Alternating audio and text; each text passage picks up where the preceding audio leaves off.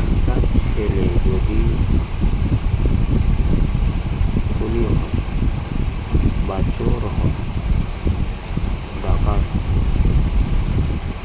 সেটা কার জন্য হয়? তার মা বাপের জন্যই তো হয়। একটা ছেলেকে যদি তার মা বাপ ভালোভাবে জন্ম দেয়, মানুষ করে, তার ভবিষ্যৎ চিন্তা করে, তবে তো সেই ছেলে ভালো হয় না। তো দেখো, একটা ছেলে ওর মা বাপের জন্যই ভালো, তার ফ্যামিলি পরিবারের জন্যই ভালো হয়, আবার খারাপও হয়।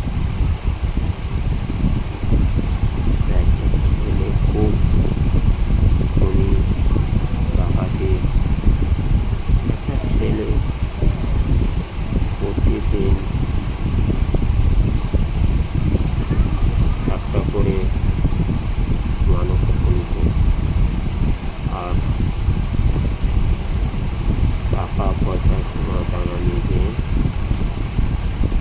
বাড়িতে তার মা বাপকে এমনি করতে করতে সেই ছেলেটা খুব বড়, খুব হয়ে গেল, একদম বড় ডাকাত।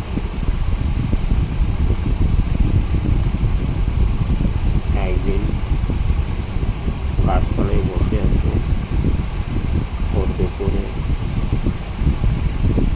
একটা লোক আসছে, দেখেছে মেলা সোনা দানা তার কাছে, আরে গলায় হাতে মেলা সোনা দানা, সোনার সাজ করে আসছে, তার কাছে সব কিছু সোনা আসছে। এসে বলছে, এসে দেখছে, আর সেটা দেখছে দূরে থেকে ছেলেটা দেখছে এত বিশাল সোনা, মানে খুব লোভ চলে আসছে। দেখছে একে কাটবো, কেটে মেরে সোনা দানাগুলো নিয়ে দেবো, আমি বড় লোক। তাই এ লোক আছে, মারতে গেলে ছুরি বের করলো, এরপরে বলছে, এই তুই তো আমাকে মারবি না, তুই এতগুলো পাপ করছিস, তাহলে পাপগুলো তোর কে ভাগ দেবে? তো আগে আমাকে এখানে গাছে বেঁধে রাখ। বেঁধে রেখে বলে, হ্যাঁ তোমাকে বেঁধে রাখবো, তুমিও পালাবো। যে না রে, আমি পালাবো না, তোমাকে বেঁধে রেখে যাই, তো বেঁধে দেখবি কেউ আমাকে খুলতে পারবে? তুই এসে তবে বাড়িতে জিজ্ঞেস করে তোর মাকে, বাপকে, তোর স্ত্রীকে, তোর এই বাপের ভাগই কেউ যদি হয়, তবে তোকে আমি এগুলো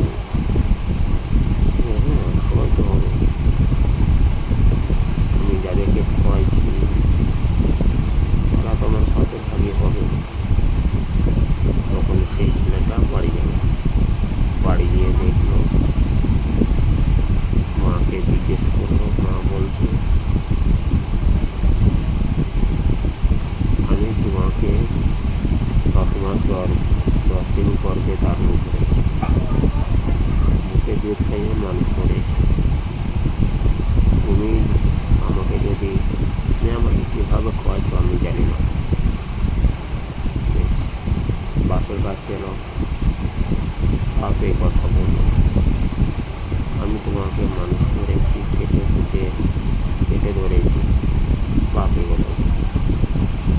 স্ত্রীর কাছ গেল, স্ত্রী বলল, আমাকে আমার মা বা তোমার গলায় আমাকে ঝুলিয়ে দিয়েছে, তুমি কীভাবে খাওয়াবা আমি জানি না। তাহলে আমরা কি করে পাবো? তোমার বাপের বাপ কীভাবে নেই? এই কথা হয়ে গেল। তখন আর সেটা হচ্ছে, সে হচ্ছে একজন আল্লাহর ফেরেশতা। আল্লাহর ফেরেশতা জিজ্ঞেস করছে, দিয়ে গেল, আবার তার কাছে ঘুরে গেল,